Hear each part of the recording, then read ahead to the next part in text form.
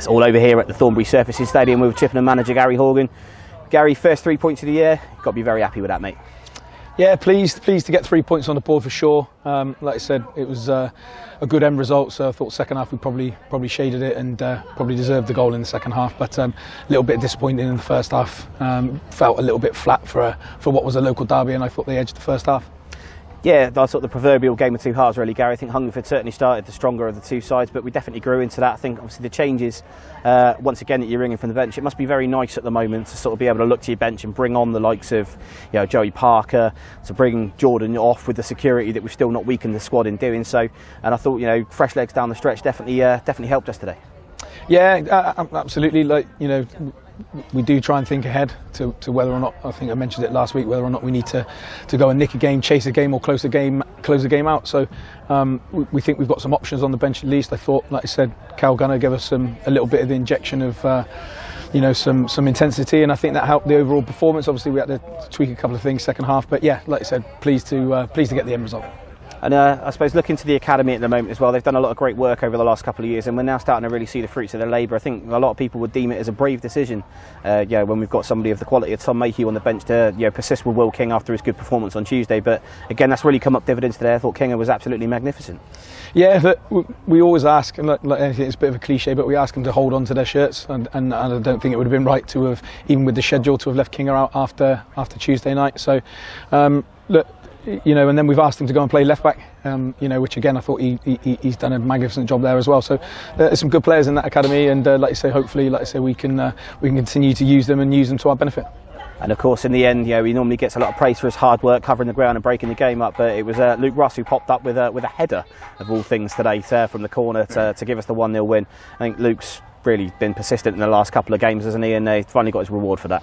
Yeah, absolutely. I think he's on to me in training most weeks about him playing in the 10 and everything else. But we did today try and use himself and Kinga to try and get them forward into areas where we think they can operate and give us the energy that they do bring to the game. But yeah, I thought he was really good today. Like I said, he scored the goal that he scored as well. Keeper's pulled off a really good save from a couple of shots of his as well. So yeah, he's done really, really well today.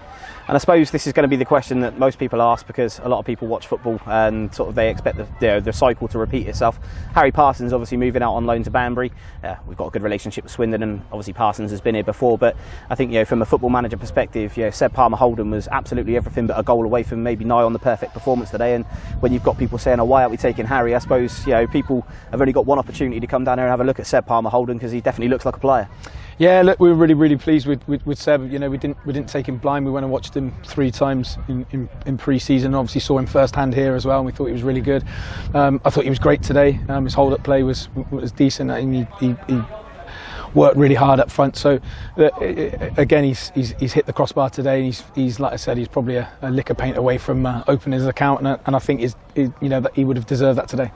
Some old friends on show today, Gary, from your time at Hungerford. I'm sure many, many more that you've played with, shared a dressing room over the years on Monday at Taunton.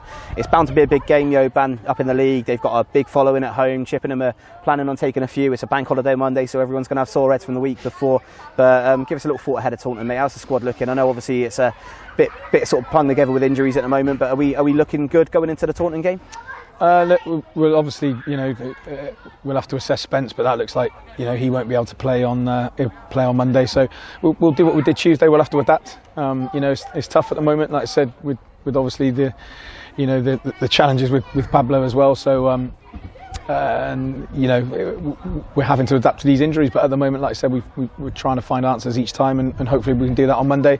They're a good side, I think. As I said, they've won their league last year, and yeah, I want to watch them in pre-season, and we've done some stuff on them since. So it'll be a tough game. They've got some, as I said, some familiar faces.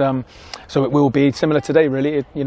For me, this weekend's fixtures are local derbies in terms of derby games. Might not be geographically, but when you consider everything in the mix, then there's bragging rights at stake.